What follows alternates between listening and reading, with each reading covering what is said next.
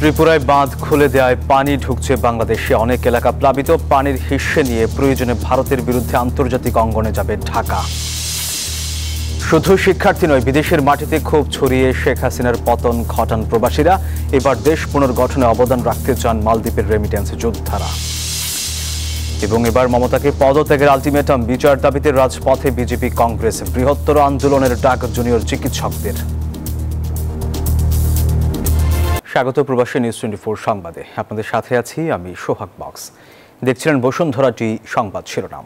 1.5 মাসের মধ্যে 3 দফা বন্যার কবলে ফেনী। স্থানীয়রা বলছেন এবার স্মরণকালের ভয়াবহ পরিস্থিতিতে পড়েছেন তারা।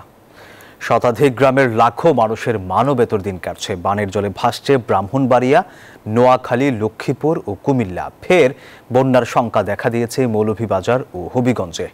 এদিকে পাউবু বলছে ভারতের ত্রিপুরায় ভারী বৃষ্টি ও ঢলের পানি নেমে আসায় নদ নদীর পানি বাড়ছে, ডুবছে গ্রামের পর গ্রাম। আবারও টানা বৃষ্টি, বাঁধ ভেঙে লোকালয়ে ঢুকছে বানের জল, ডুবছে গ্রামের পর গ্রাম, পানিবন্দী লাখো মানুষ। তৃতীয় দফার বন্যায় ফেনীর 3 উপজেলায় শতাধিক গ্রাম প্লাবিত হয়েছে। মুহুরী, কহুয়া আর সিলোনিয়া নদীর বন্যা নিয়ন্ত্রণ বাঁধের 27টি অংশ দিয়ে হু হু করে পানি ঢুকছে লোকালয়ে। কোনো কোনো স্থানে 8 থেকে 10 ফুট তলিয়ে গেছে। জেলা সদরের সাথে যোগাযোগ বিচ্ছিন্ন হয়ে গেছে ফুলগাজী ও পরশুরাম উপজেলার। মেন সড়কে 1 কোমর পানি, বুক সমান পানি। বাড়িঘরের অবস্থা খুবই খারাপ, মানে থাকার কোনো ব্যবস্থা নাই। ভারী বর্ষণ ও ভারত থেকে নেমে আসা ঢলে ব্রাহ্মণবাড়িয়ার সীমান্তবর্তী নিম্নাঞ্চল প্লাবিত হয়েছে। পানিতে রাস্তাঘাট, ঘরবাড়ি, ব্যবসা ও শিক্ষা প্রতিষ্ঠান তলিয়ে গেছে। জলাবদ্ধতার সৃষ্টি হয়েছে আখাউড়ার ইমিগ্রেশন চেকপোস্ট কার্যালয়ে, কাস্টমস ও বন্দর এলাকায়ও। সেতু ডুবে যাওয়ায় আগরতলার সাথে যোগাযোগ বন্ধ রয়েছে। আগরতলার পানি দুপুরদারে বৃষ্টির পানি নামতেছে, এরা সবগুলো বাদ ছাইরা দিছে। ইন্ডিয়ার পানি আমাদের বাড়ি ঘর তলায় গেছে। ভারী বৃষ্টি ও উজানের ঢলে পানি বাড়ার কারণে হবিগঞ্জের শহরতলির জালালাবাদ এলাকায় বাঁধের ভাঙা অংশ দিয়ে লোকালয়ে ঢুকছে পানি। তলিয়েছে রিচি ও লোকরা ইউনিয়নের বেশ কিছু মাছের ঘের ও ফসলি জমি। কুমিল্লায় ডুবেছে চরাঞ্চল, ঘরবাড়ি ডুবে যাওয়ায় বিপাকে স্থানীয়রা। সদর উপজেলার কটক বাজার থেকে দাউদকান্দি পর্যন্ত 85 কিলোমিটার গোমতী বাঁধের দুর্বল অংশ ভেঙে যাওয়ার আশঙ্কা করছেন তারা। লক্ষ্মীপুরের রামগতি, কমলনগর, রায়পুর, মেঘনা উপকূলীয় অঞ্চলে লাখো মানুষ পানিবন্দী। বানের জলে ডুবে গেছে ফসলি জমি, ভেসে গেছে পুকুরের মাছ। এই বেড়িবাঁধটা যদি হতো আমাদের অনেক লাভবান হতো। 3000 মেট্রিক টন মাছ আমাদের ক্ষতিগ্রস্ত হয়েছে। ভারী বর্ষণে নোয়াখালীর 9 উপজেলায় বসতঘর, গ্রামীণ সড়ক ও শিক্ষা প্রতিষ্ঠান তলিয়ে গেছে। পানিবন্দী হয়ে পড়েছেন লাখ লাখ মানুষ। ঘর দুয়ার, বাড়ি ঘর দুয়ার সব ডুবে গেছে। কেমনে কি করুন কিছু বুঝি। মৌলভীবাজারে টানা বৃষ্টি ও উজানের ঢলে বাড়ছে নদ নদীর পানি। প্রতিরক্ষা বাঁধ না থাকায় লোকালয়ে পানি প্রবেশ করায় বেশ কয়েকটি গ্রামের মানুষ আবারও পানিবন্দী হয়ে পড়েছেন। এদিকে ভারী বর্ষণ ও পাহাড়ি ঢলে খাগড়াছড়ির মাইনী ও কাঁচালং নদীর পানি বেড়ে যাওয়ায় ডুবে গেছে সড়কের একাধিক অংশ। বন্যার পানিতে তলিয়ে গেছে দীঘিনালার মেরুং ও কবাখালী ইউনিয়নের 30 গ্রাম। পানি উন্নয়ন বোর্ড বলছে ভারতের ত্রিপুরায় ভারী বৃষ্টি ও ঢলের পানি নেমে আসায় নদ নদীর পানি বাড়ছে। যখন উজানের ঢল হয় তখনই আমাদের এই বাঁধগুলোকে ক্ষতিগ্রস্ত করে। এই ভারী বর্ষণ অব্যাহত থাকলে আবারও বন্যার আশঙ্কা করছে পানি উন্নয়ন বোর্ড। Desk report, news 24। কয়েকদিনের টানা বৃষ্টিতে ভয়াবহ বন্যা দেখা দিয়েছে ভারতের ত্রিপুরা রাজ্যে। বন্যার কারণে 1993 সালের পর ডুম্বুর জলবিদ্যুৎ প্রকল্পের বাঁধ খুলে দিয়েছে কর্তৃপক্ষ। ফলে পানি ঢুকছে বাংলাদেশে। গেল কয়েকদিনের টানা ভারী বৃষ্টিতে রাজ্যের দক্ষিণ ত্রিপুরা ও গোমতী জেলায় ভয়াবহ বন্যা দেখা দেয়। বিপদসীমার উপর দিয়ে প্রবাহিত হচ্ছে ত্রিপুরায় 4টি নদীর পানি।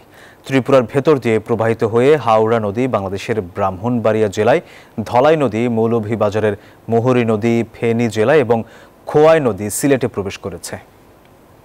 তিস্তা সহ ভিন্ন নদীগুলোকে বাংলাদেশের নিজেদের অধিকারের বিষয়ে ভারতের সাথে কথা বলবে অন্তর্বর্তী সরকার, জানিয়েছেন পরিবেশ ও পানি উপদেষ্টা সৈয়দা রিজওয়ানা হাসান। বুধবার সচিবালয়ে সংবাদ সম্মেলনে এইসব কথা বলেন তিনি। যতটুকুন করতে হয় ততটুকুনই করব। বাংলাদেশের তিস্তা নদীর উপরে যে অধিকার, সেই অধিকারের কথা বলতে, লিখিত দিতে আমরা একদম পিছপা হব না। তিস্তা পাড়ের মানুষের সাথে এবার কথা বলা হবে। ভারতের সাথে তো আলোচনায় আপনার যেতেই হবে। ভারতের সাথে আমাদের কুশিয়ারা নিয়ে চুক্তি আছে, আমাদের ফেনী নিয়ে চুক্তি আছে, আমাদের গঙ্গা চুক্তি রিনিউ করার ব্যাপার আছে। ভারতের সাথে আমরা অতি অবশ্যই আমাদের যে বন্ধুত্বপূর্ণ সম্পর্ক সেটা টিকিয়ে রাখবো। আমাদের যে দাবি দাওয়াগুলো সেগুলো আমরা জোরালো ভাবে পেশ করব। আমরা হয়তো আন্তর্জাতিক মণ্ডলেও কথা বলবো যে এইগুলো হচ্ছে আমাদের ন্যায্য দাবি, তারপরে দেখা যাক। ভারতের সিকিমে বিশাল ভূমিধসে পড়েছে তিস্তা বাঁধ জলবিদ্যুৎ কেন্দ্র। মঙ্গলবার ন্যাশনাল হাইড্রো ইলেকট্রিক পাওয়ার কর্পোরেশনের তিস্তা স্টেজ 5 বাঁধের বিদ্যুৎ কেন্দ্রে এই ভূমিধসের ঘটনা ঘটে। তবে আগে থেকেই বিদ্যুৎ কেন্দ্র থেকে সবাইকে সরিয়ে নেয় কোনো হতাহতের ঘটনা ঘটেনি। 510 মেগাওয়াটের বিদ্যুৎ কেন্দ্রটি একটি পাহাড়ের পাশে অবস্থিত। ছোট ছোট ভূমিধসের কারণে ওই পাহাড়টি গত কয়েকদিন ধরেই ধসে পড়ার ঝুঁকিতে ছিল। শুধু ছাত্র নয়, বিদেশের মাটিতে ক্ষোভের দাবানল ছড়িয়ে শেখ হাসিনার স্বৈর শাসনের ইতি টেনেছেন প্রবাসীরা। গণঅভ্যুত্থান পরবর্তী বাংলাদেশ পুনর্গঠনে রেমিটেন্স পাঠিয়ে অবদান রাখতে চান মালদ্বীপ প্রবাসীরা। মালদ্বীপ থেকে ইমরান তালুকদারের পাঠানো তথ্যচিত্রে ডেস্ক রিপোর্ট। বৈষম্য বিরোধী ছাত্র আন্দোলনের ডাকে বিভিন্ন দেশের মতো মালদ্বীপেও রেমিটেন্স শাটডাউন কর্মসূচি পালন করে প্রবাসী বাংলাদেশিরা। সরকার পরিবর্তনের পর ছাত্র জনতার আহ্বানে সাড়া দিয়ে ফের বৈধ পথে রেমিটেন্স পাঠানোর যুদ্ধে এখন তারা। অন্তর্বর্তীকালীন সরকার আসার পরে বহির্বিশ্বের অন্যান্য দেশের অনুযায়ী মালদ্বীপ থেকেও রেমিটেন্স অনেক বেড়ে গেছে এবং সামনে আরো বাড়বে। আমি নিজের বৈধ পথে টাকা পাঠাচ্ছি এবং অন্যদেরকেও বলছি যারা বৈধ পথে টাকা পাঠানোর জন্য। অন্তর্বর্তীকালীন সরকার যেন আমাদের প্রবাসীদের লাশটা বিনামূল্যে নেওয়ার ব্যবস্থা করেন। নোবেলজয়ী ডক্টর ইউনূসের নেতৃত্বে নতুন বাংলাদেশ হবে বৈষম্যহীন, এমন প্রত্যাশা প্রবাসীদের। দাবি দেশে পরিবারের নিরাপত্তা, বিমানবন্দরে রেমিটেন্স যোদ্ধাদের সম্মান আর প্রবাসীদের মরদেহ দেশে আনার নিশ্চয়তা। গঠিত সরকারের কাছে তাই তাদের দাবি অনেক। প্রবাসীরা জানি যে দেশের উন্নয়নে আমাদের রেমিটেন্সের ভূমিকা, এবং সেই কারণে প্রবাসীরা রেমিটেন্স পাঠানোর ব্যাপারে অনেক বেশি আগের থেকে অনেক বেশি সচেতন হয়েছে এবং তারা বলছে যে তারা টাকা পাঠাবেন, রেমিটেন্স পাঠাবেন যেন দেশ উন্নয়নের দিকে এগিয়ে যায়। শুধু কথাই নয়, নতুন সরকার হোক প্রবাসীদের আস্থা বিশ্বাসের আশ্রয়, এমন প্রত্যাশা 2.5 কোটি অভিবাসী ও প্রবাসী বাংলাদেশী। এত শর্ট করছেন কেন নিউজে? চন্দ্রানী চন্দ্রা, নিউজ 24। কলকাতার আরজিকর হাসপাতালে নারী চিকিৎসককে ধর্ষণ এবং হত্যার ঘটনায় এখনও ভারত জুড়ে চলছে প্রতিবাদ বিক্ষোভ। এর জেরে আগামী 26 আগস্টের মধ্যে মুখ্যমন্ত্রী মমতা বন্দ্যোপাধ্যায়কে পদত্যাগের আলটিমেটাম দিয়েছে রাজ্যটির ছাত্র সমাজ। পদত্যাগ না করলে 27 আগস্ট নবান্নে অভিযানের হুঁশিয়ারিও দিয়েছে তারা। একই দাবিতে সোচ্চার আওয়াজ তুলেছে বিজেপি, কংগ্রেসও।